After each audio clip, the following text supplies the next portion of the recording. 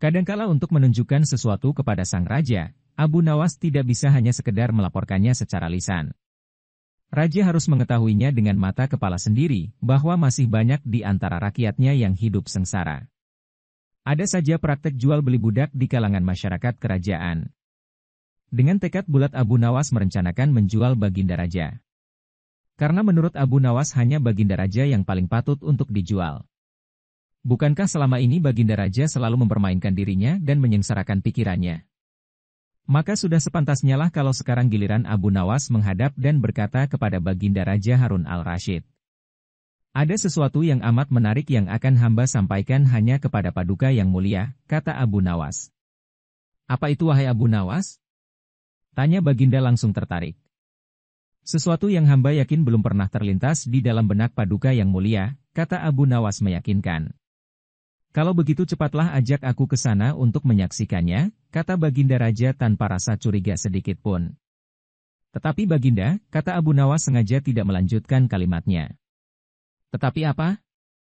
Tanya Baginda tidak sabar. Bila Baginda tidak menyamar sebagai rakyat biasa, maka pasti nanti orang-orang akan banyak yang ikut menyaksikan benda ajaib itu, kata Abu Nawas. Karena begitu besar keingintahuan Baginda Raja, maka beliau bersedia menyamar sebagai rakyat biasa seperti yang diusulkan Abu Nawas. Kemudian Abu Nawas dan Baginda Raja Harun al-Rasyid berangkat menuju ke sebuah hutan. Setibanya di hutan, Abu Nawas mengajak Baginda Raja mendekati sebuah pohon yang rindang dan memohon Baginda Raja menunggu di situ. Sementara itu, Abu Nawas menemui seorang badu yang pekerjaannya menjual budak. Abu Nawas mengajak pedagang budak itu untuk melihat calon budak yang akan dijual kepadanya dari jarak yang agak jauh. Abu Nawas beralasan bahwa sebenarnya calon budak itu adalah teman dekatnya. Oleh karena itu, Abu Nawas tidak tega menjualnya di depan mata.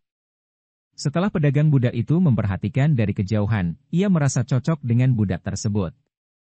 Abu Nawas pun membuatkan surat kuasa yang menyatakan bahwa pedagang budak sekarang mempunyai hak penuh atas diri orang yang sedang duduk di bawah pohon rindang itu. Abu Nawas pergi begitu menerima beberapa keping uang emas dari pedagang budak itu. Baginda Raja masih menunggu Abu Nawas di bawah pohon rindang, ketika pedagang budak menghampirinya. Ia belum tahu mengapa Abu Nawas belum juga menampakkan batang hidungnya. Baginda juga merasa heran mengapa ada orang lain di situ.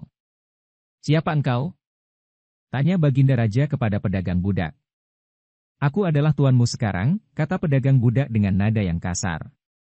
Tentu saja pedagang budak itu tidak mengenali Baginda Raja Harun al-Rasyid dalam pakaian yang amat sederhana. Apa maksud perkataanmu tadi? Tanya Baginda Raja dengan wajah merah padam.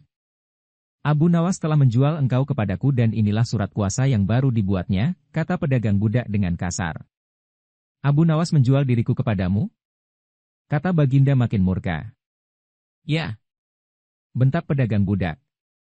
Tahukah engkau siapa aku ini sebenarnya? Tanya Baginda geram.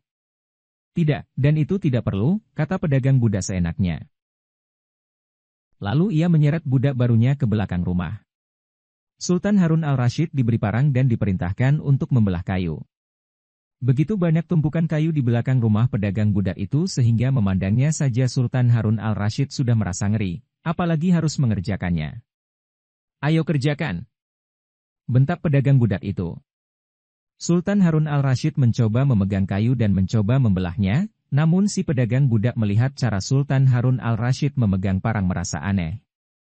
Kau ini bagaimana? Bagian parang yang tumpul kau arahkan ke kayu, sungguh bodoh sekali. Seru pedagang budak itu marah. Sultan Harun al-Rasyid mencoba membalik parang hingga bagian yang tajam terarah ke kayu. Ia mencoba membelah, namun tetap saja pekerjaannya terasa aneh dan kaku bagi si pedagang budak. Oh, beginikah derita orang-orang miskin mencari sesuap nasi, harus bekerja keras lebih dahulu. Wah, lama-lama aku tak tahan juga, gumam Sultan Harun al-Rasyid. Si pedagang budak menatap Sultan Harun al-Rasyid dengan pandangan heran dan lama-lama menjadi marah. Ia merasa rugi barusan membeli budak yang bodoh. Hai pedagang budak! Cukup semua ini, aku tak tahan lagi, kata sang sultan. Kurang ajar kau budakku, kau harus patuh kepadaku. Kata pedagang budak itu sembari memukul Baginda. Tentu saja raja yang tak pernah disentuh orang, ia menjerit keras saat dipukul kayu. Hai pedagang budak. Aku adalah rajamu, Sultan Harun al-Rasyid, kata Baginda sambil menunjukkan tanda kerajaannya. Pedagang budak itu kaget dan mulai mengenal Baginda Raja. Ia pun langsung menjatuhkan diri sembari menyembah Baginda Raja. Baginda Raja mengampuni pedagang budak itu karena ia memang tidak tahu. Tetapi kepada Abu Nawas Baginda Raja amat murka dan gemas. Ingin rasanya beliau meremas-remas tubuh Abu Nawas seperti telur.